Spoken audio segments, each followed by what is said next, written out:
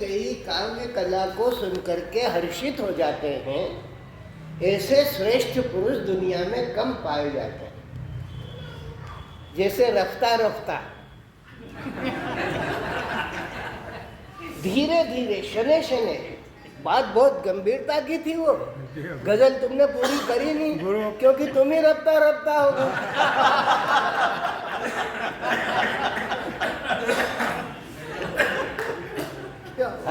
गजल का क्या है भाई? गजल क्या है? आजकल मौसम काय का है? गजक श्री का। चौधरी ने विकसित संकल्प भारत यात्रा प्रदर्शनी का शुभारंभ गजक जो है और भारत रत्न गुड़ और तिल से मिलकर बनती है। कार्यक्रम का आयोजन निराला प्रेक्षागृह में और गजल दिमाग आयोजित और किया गया। दिल से लगती है। क्या बात है। प्रदेश अध्यक्ष भूपेंद्र चौधरी तो गजल की सरकार में दूर और दिमाग से मिलकर के बनने वाली जो गजल है वो आदमी को अपने मंतव्य तक ले जाती है। नगर में विकसित भारत संकल्प और यात्रा आखिरी में उन्होंने क्या कहा कि गालिब ने आखिरी में क्या कहा कि चंद तस्वीरें बुता चंद हसीनों के खुतूत, चंद तस्वीरें बुता चंद हसीनों के खुतूत, बाद मरने के मेरे घर से ये सामान निकला। कवि के पास क्या है? विचार है। जो बरस ही बरबार विचारू सोई कवित्व, चिंता मणि चालू। जो बरसता है, कविता उतर करके आती है। आजकल के तो खींच के लिखी जाती है। आदमी सब प्रयास लिखने के लिए बैठता है, लेकिन कविता जब उतरती है तो ऐसे उतरती है जैसे महादेव के मस्तक पर गंगा उतरी। एक धुनी के साथ महादेव के मस्तक पर उतरने वाली जो गंगा है वो जानवी है, वो तरल तारण है, और वो कभी किसी के अहित का नहीं विचार करती है। अभी भाई साहब ने वो सुनाया, मणि की माला पिघल गई, जोहरी ने ले जाकर ठूस दिया उसे। वो था सुनार, उसने समझ लिया उसकी जोहर को और उसने ले जाकर के तिजोरी में रख दिया। मोती शर्मिंदा हो गए, वो रत्न वो हीरे शर्मिंदा हो गए। शर्मिंदा हुए तो उन्होंने कहा अरे ये तो बहुत अज्ञानी है, ज्ञानी नहीं हो सकता। इसने मेरी जानकारी के बावजूद भी मुझे इसमें कैद कर दिया, मुझे अंधकार में गुफा में धकेल दिया, और इस संताप के कारण वो जो मोती थे वो पिघल गए, पानी बन करके तिजोरी के बाहर आ गए।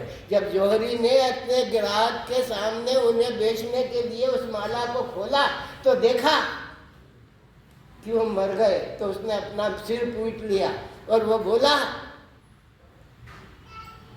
कि वो गुंज माल हाथन लई, वो लकड़हारे को जिसको तुम मिले थे उसने तुम्हें काट के ऊपर डाल दिया था, लकड़ी के ऊपर डाल दिया था, तुम वहां पर भी प्रसन्न रहे।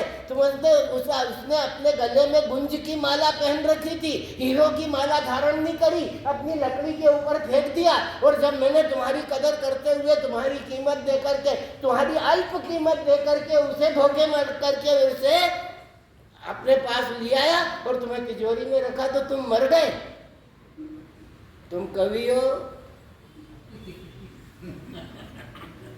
समझना, मर गए।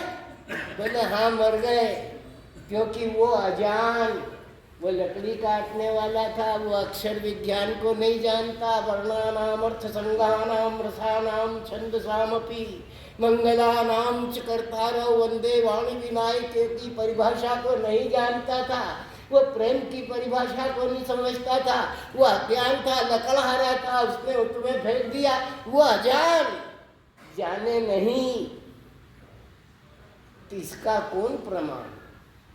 इसका क्या प्रमाण है? उस अज्ञानी के पास अज्ञान है, उसकी वही पूंजी है, वो नहीं जानता कि ये हीरे मोती अत्यंत बेशकीमती है, तो उसने उठा करके फेंक दिया मुझे लकड़ी पे। लेकिन जान कदर तुम घट करी, तुम तो जोहरी हो, तुमने मुझे अंदर कर दिया है। जब अंदर कर दिया तो जान कदर तुम घट करी, अब कस राखे अब हम कैसे प्राण रखे? तो अज्ञानी के सामने कविता पढ़ना, भैंस के आगे बीन बजाने के समान। ये बात रफ्ता रफ्ता समझ में आई।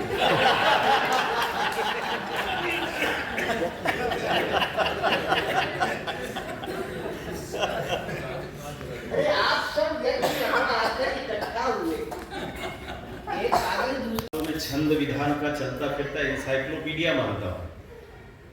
व्याकरण के भी गहन अध्येता है बंधुवर गिरेंद्र भदौरिया जी, परमादरणीय योगेंद्र महंत जी और मंच पर उपस्थित सभी वरेण्य आदरणीय साहित्य अनुरागी बंधु भगिनीगण और आज इस अवसर पर इस सदन में उपस्थित सभी काव्य साधना में रत साहित्यकार बंधु भगिनी।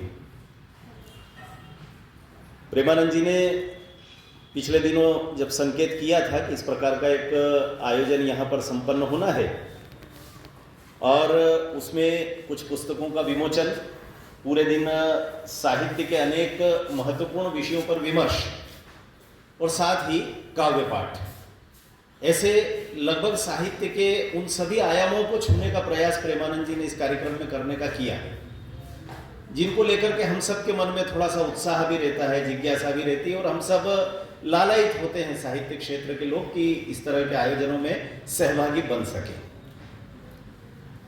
प्रेमानंद जी लगातार साहित्य साधना में लगे रहते हैं।